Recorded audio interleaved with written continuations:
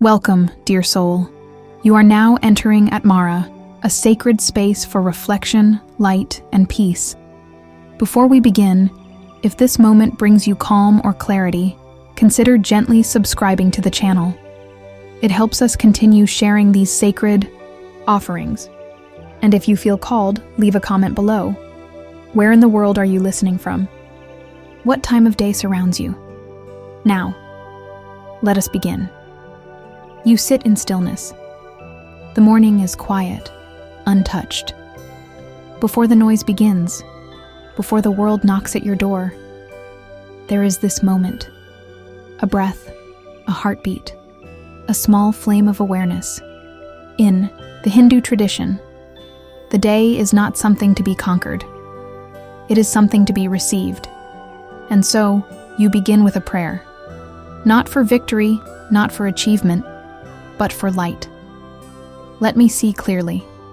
Let me think purely. Let me act with peace.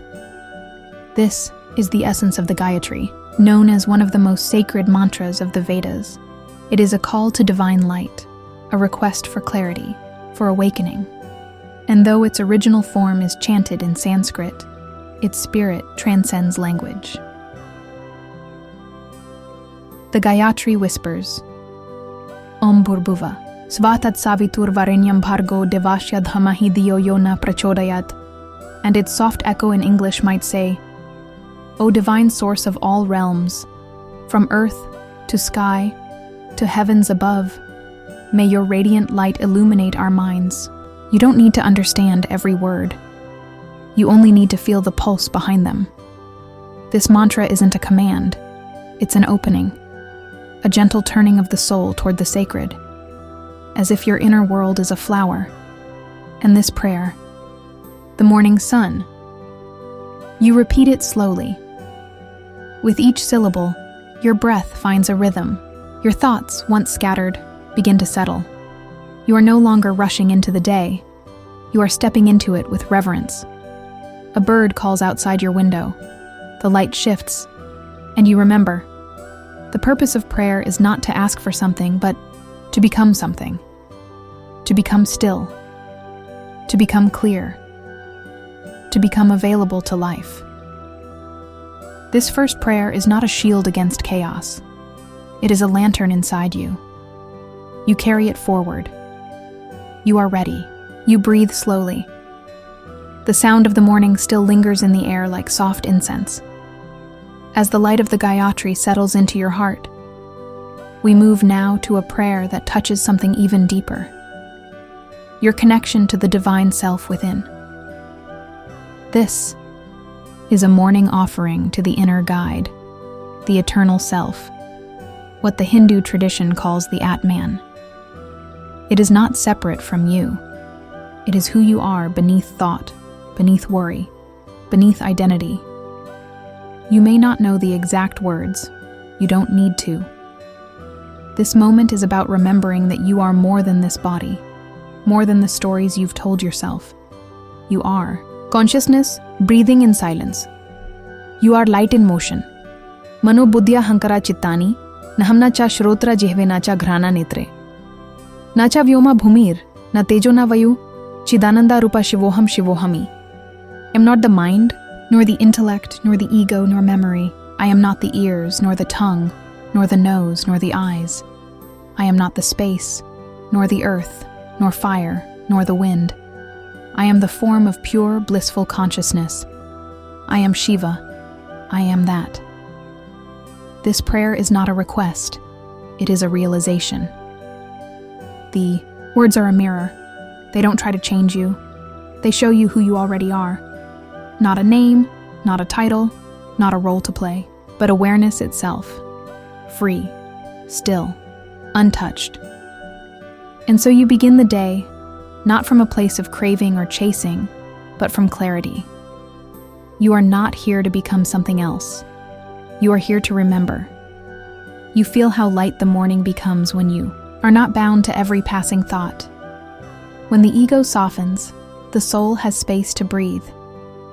There is a sacred power in this, a calm authority that arises when you no longer identify with the storm, but with the silent witness watching it pass. The body may tire, the mind may wander, but the self remains, unmoving, ever radiant. As you move into your morning, carry this subtle awareness. Let it color your actions with gentleness. Let it speak through your choices with wisdom. You are not in conflict with the world. You are the stillness from which the world arises, and that is enough. The sun climbs gently over the horizon, casting gold over your skin, and with it, a new prayer rises, one of offering, humility, and inner alignment. It is called the Shanti mantra, a mantra of peace. You bring your hands together, not out of duty, but out of deep stillness. In this mantra, you're not asking for success or strength.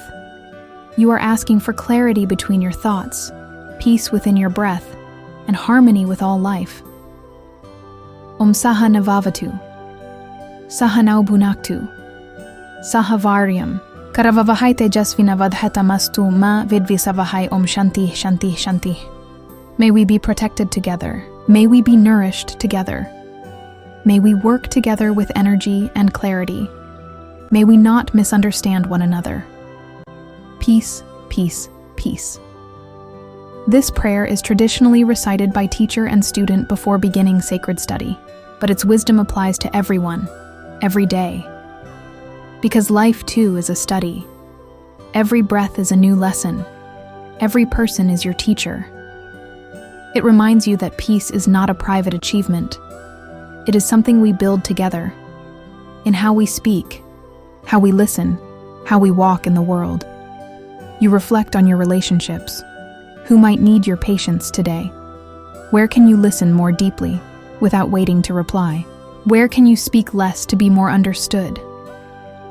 This prayer gently corrects your direction.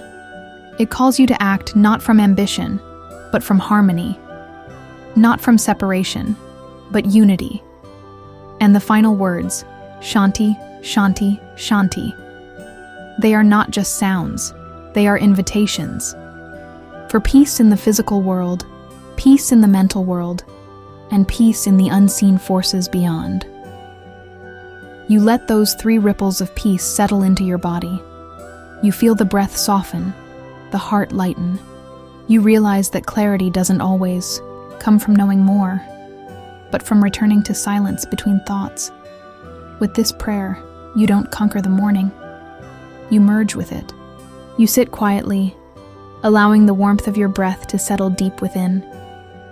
The world is still, and the sacred syllables of another morning prayer echo softly in your heart. This is the Asatoma Sadgamaya, a prayer for truth, light, and immortality. From the Upanishads, its words are simple, but they hold the weight of lifetimes. Om Asatoma Sadgamaya, Tamaso Ma Jyotirgamaya, Mrityurma Amritam Gamaya. Om Shanti Shanti Shanti, lead me from the unreal to the real. Lead me from darkness to light. Lead me from death to immortality. Peace, peace, peace. This prayer doesn't ask for riches or protection. It asks for something more subtle, more sacred, discernment. The ability to see clearly through the illusions that cloud the soul. You begin to understand that the unreal isn't always obvious. Sometimes it's in the stories you tell yourself about your worth, your fears, your limitations. It's in the noise you absorb without questioning, the distractions that steal your attention and your peace. But the mantra asks gently, what is real? What remains when the noise falls away? The next line points toward that light. Not a light seen by the eyes, but the light of awareness, the quiet wisdom that has always been with you, hidden beneath the layers of busyness and doubt. And then, from death to immortality, this isn't about avoiding the body's end.